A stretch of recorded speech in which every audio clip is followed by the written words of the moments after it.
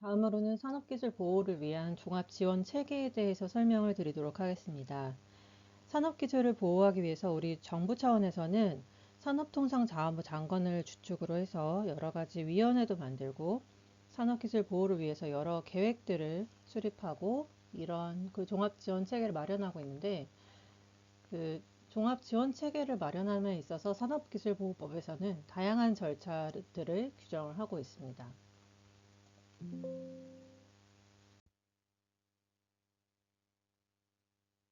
산업통상자원부 장관은 3년마다 그 종합계획을 수립하고 시행을 해야 합니다. 산업기술보호법 제5조의 법적 근거가 있고요. 산업기술의 유출 방지 및 보호에 관한 종합계획이라고 해서 이러한 종합계획을 3년마다 수립을 해야 합니다.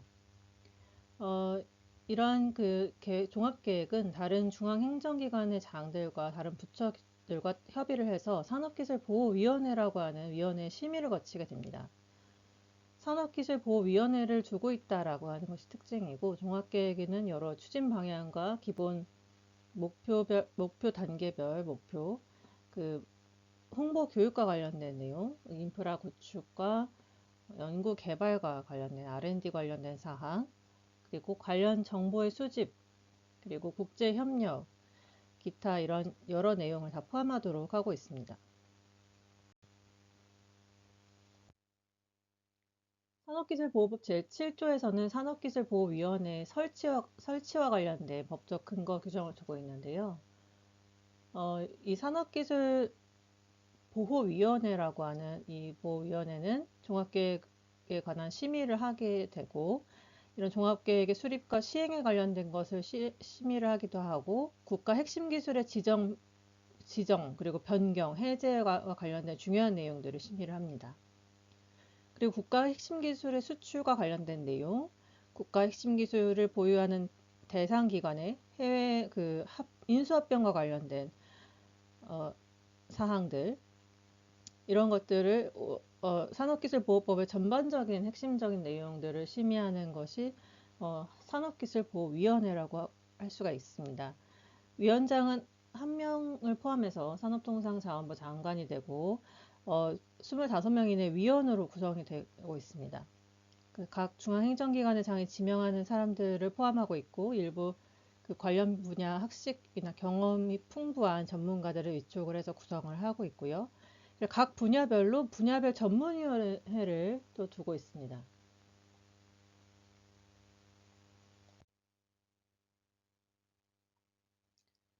이 산업기술보호위원회 밑에 여러 위원회들 심의 안건을 검토하고 이것을 사전에 조정하기 위해서 실무위원회가 있고요. 그 실무위원회 소속으로 각 분야별 전문위원회를 두고 있습니다. 전문위원회의 각 분야는 아까 말씀드린 국가 핵심 기술의 각각의 분야, 반도체, 디스플레이, 전기전자, 그리고 조선, 철강, 기계, 생명과학, 정보통신, 원자력, 우주, 각각의 그 분야별로 따로 전문위원회를 둬서 전문성을 조금 더 강화하는 취지로 전문위원회를 두고 있고, 실무위원회 산하의 정책협의회, 그리고 관계 중앙행정기관에서는 각각의 대상 기술을 선정하고 통보하고 각각 국가 핵심 기술에 대한 변경 또는 해제 요청을 하고 이런 것을 담당하고 있습니다.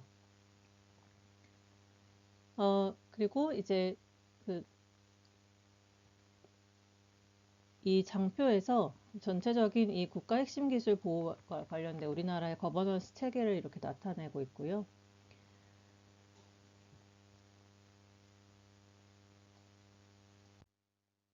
그리고 산업통상자원부 장관이 필요한 경우에 대상 기관의 산업기술보호 관리 현황에 관한 실태조사를 실시할 수 있도록 법 제17조와 시행령 제22조에서 관련 규정을 두고 있습니다.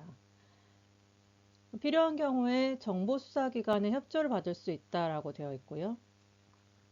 여기서 실태조사를 하는 여러 사항들은 대상 기관이 보유하고 있는 산업기술이 잘 관리가 되고 있는지, 만약에 여기에 대해서 산업통상자원부 장관이 개선해야 될 내용에 대해서 권고를 하면 권고에 대해서 보호 조치를 이행했는지 여부에 대해서 점검을 하게 되고, 대상 기관에 어떤 보안 취약점은 없는지, 보안 취약점이 주로 뭐 네트워크의 보안 취약점이라고도 할 수 있지만 이 외에도 인적 관리적 물적 보안과 관련된 보안 취약점이 없는지에 대해서 전체적으로 점검을 하게 됩니다. 국가의 핵심 기술을 보유한 대상 기관이 있고 여기에 대해서 실태 조사를 해서 그리고 전체적으로 개선 권고를 하게 되고 개선 권고에 대한 조치 사항이 이루어졌는지 점검하는 이런 프로세스로 실태 조사가 이루어지고 있습니다.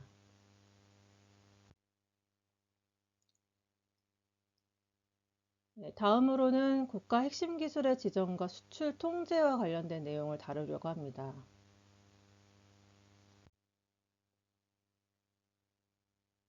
전체적인 체계도 아까 거버넌스 체계에 대해서 저희가 장표에서 살펴본 것처럼 산업통상자원부 장관이 국가 핵심 기술로 지정돼야 될 대상 기술을 선정하거나 타 부처의 중앙행정기관장으로부터 부처 소관의 대상 기술 선정 통보를 받은 경우에 이것들을 쭉 이제 취합을 해서 위원회 심의를 거쳐서 이것을 국가 핵심 기술로 지정을 하게 됩니다. 이런 절차들이 법률 제9조에서 규정을 하고 있고요. 이런 국가 핵심 기술로 지정이 된 리스트를 쭉 리스트업을 해서 이게 매년 산업통상자원부 장관의 고시로 공개가 되는 겁니다. 이 국가 핵심 기술이라는 것은 여러 산업 기술들 중에서도 우리나라의 코어, 핵심이 된다라고 하는 그런 기술들을 이야기를 하고요. 당연히 국가 안보나 국민 경제에 미치는 파급 효과, 그리고 관련 제품의 국내외 시장 점유율에도 관련해서 판단을 하게 되고 해당 분야의 연구 동향 및 기술 확산과의 조합 이런 것들을 종합적으로 고려를 해서 필요 최소한의 범위에서 선정을 하도록 하고 있습니다.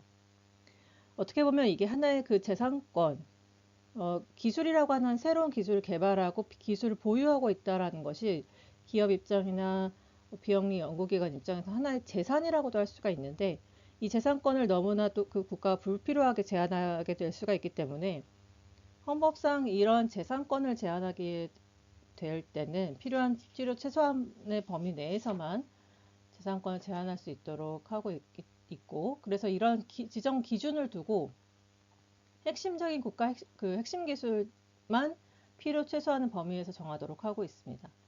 이렇게 사유 재산에 대한 제한을 하게 되는 것이기 때문에 헌법상 기본권 침해를 재산권 침해를 최소한으로 하기 위해서 이렇게 규정하고 있습니다. 이 전체적인 흐름을 프로세스를 쭉 보면 관계 중앙행정기관에서 국가 핵심 기술의 지정과 관련된 수요 조사를 먼저 하고 이 소관 부처가 다시 산업통상자원부에 이 기술은 그대로 지정해도 되겠다 아니면 이거는 변경하자 기존에 있던 이 기술을 해제를 하자 이런 것들을 통보를 하게 되면 이런 것을 쭉 취합을 한 다음에 산업기술보호위원회 심의를 거쳐서 국가 핵심 기술을 지정하거나 변경하거나 해제하는 것에 대한 심의를 의결을 걸치고 최종적인 국가 핵심 기술의 리스트 결정을 하게 됩니다.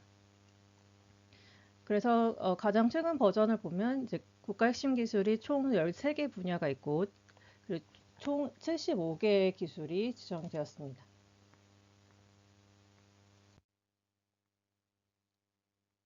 2021년도의 고시 기준으로는 71개 정도였고 이게 처음에 제1차 산업기술보호위원회에서 국가 핵심 기술로 지정을 했던 것이 2007년도에 40개의 기술만을 지정했었습니다. 점점 이제 매년 국가 핵심 기술로 지정된 것들이 점점 늘어나면서 현재는 75개의 기술이 지정이 되어 있습니다. 과거 2021년 기준으로 반도체 같은 경우에는 10개의 기술들이 규정이 되어 있다가 이게 하나의 기술이 좀 추가가 돼서 좀 11개의 기술 이런 것들이 포함이 되고 있고요. 설계, 공정, 기술 이런 것들, 조립 기술 이런 것들이 포함이 되고 있고 반도체 기술 같은 경우에는 총 11개의 기술, 모바일 어플리케이션과 관련된 기술도 있고 낸드 플래시 이것도 마찬가지로 스마트폰에 관련된 기술, LTE 기술, 5G 설계 기술 이런 것들이 포함이 되어 있고 디스플레이 같은 경우에 두 개의 기술, 아몰레드 패널 기술과 LCD 패널 기술 이렇게 두 가지가 포함이 되어 있고요. 전기전자 같은 경우에는 전기 자동차용 리튬 2차 전지에 관련된 기술 지정이 되어 있습니다. 자동차 철도화 같은 경우에도 9개의 기술이 지정이 되어 있고 하이브리드 차나 수소 전기 자동차, LPG 관련 제조 기술, 엔진과 관련된 설계 제조 기술, 고속열차와 관련된 기술, 자율주행차와 관련된 기술이 추가가 되었습니다.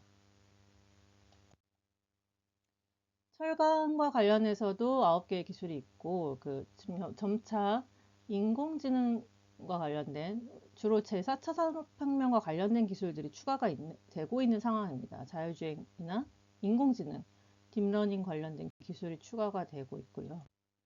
조선과 관련된 기술에도 8개의 기술, 원자력 그리고 정보통신 기술, LTE 기술, 5G 시스템 이런 것들이 포함이 되어 있습니다. 우주와 관련된 4개의 기술이 국가 핵심 기술로 지정이 되고 있고 생명공학 분야에서도 4개의 기술이 지정이 되어 있습니다. 그래서 2023년 고시 기준으로 이 장표에 그대로 표를 가지고 왔고요. 여기에 이제 기계 관련된 기술과 로봇 기술이 추가가 되어 있고 이번에 새로 들어온 분야는 수소 분야입니다. 수소와 관련된 분야의 기술 2가지가 추가가 되어서 총 75개의 기술이 지금 현재 국가 핵심 기술로 지정이 되어 있고 기본적으로는 국가 핵심 기술에 대해서는 비공개가 원칙입니다. 그래서 국가 핵심 기술은 산업기술보호법 제9조의 이 규정에서 정보 비공개라고 해서 원칙적으로는 비공개하고 다만 예외적인 사유에서만 공개할 수 있다라고 규정을 하고 있습니다. 과거에는 이 제9조의 2라고 하는 규정이 없었다가 2019년도에 법이 개정되면서 신설이 된 규정인데 원래는 산업기술보호법이 부정한 방법으로 취득한 기술에 대해서만 형사처벌을 하거나 제재를 가하고 있는데 이를 우회해서 정보 공개 청구를 해서 정부를 상대로 이 국가 핵심 기술에 대한 정보를 취득하는 결국에는 적법한 절차에 따라서 그 기술에 대한 정보를 제공받게 되는 거죠. 그런데 이런 것이 외부로 유출될 경우에는 국가적으로 피해가 발생할 수 있기 때문에 이전에는 여러 가지 사유를 들어서 정보 공개 청구를 하더라도 비공개를 했지만 이제는 아예 법에 딱 명시를 해놓은 겁니다. 원칙적으로 비공개가 원칙이다라고 하는 것을 법에 명시를 해두었습니다.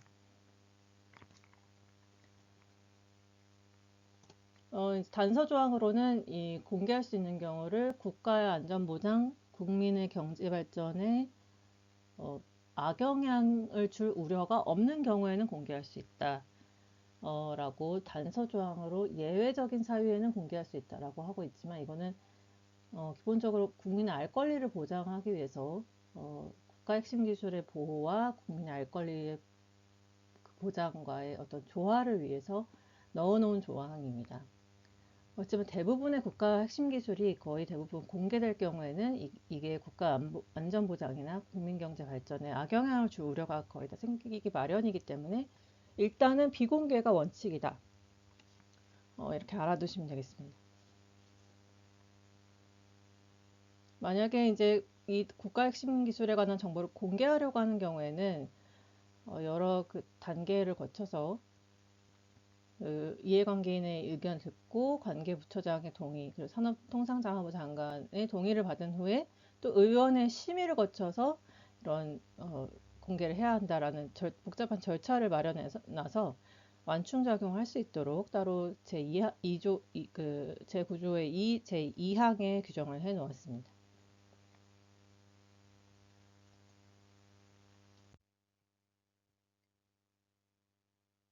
국가 핵심 기술에 대한 보호 조치에 대해서 그 법률 제10조와 시행령 제14조에서 규정을 하고 있는데요. 구체적으로 이 국가 핵심 기술을 보유 관리하고 있는 대상 기관에서 이 유출 방지를 위해서 어떤 조치를 취해야 한다. 이런 것들을 규정하고 있는 것입니다. 사실 다른 개인정보보호법이나 보안 조치, 그 중요한 정보에 대한 보안 조치와 거의 대부분 유사한 내용이 들어있고요.